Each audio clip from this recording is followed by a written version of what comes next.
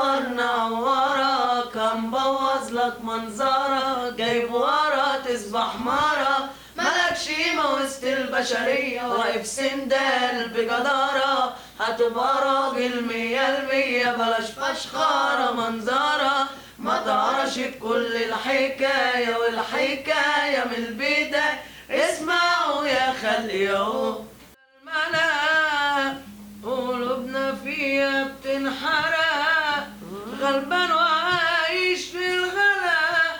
مسكين وعايش بينزرق ومين يحس بالتاني احلام شبابنا بتتسرق دنيا معاني وناس بتعاني باين في وشوشهم القلق حبيب ملوش طبيب بيداوي هنروح على فين ونشكي لمين زمن مليان بالبلاوي يا ولاد ادم ما دايما دي يا مايمه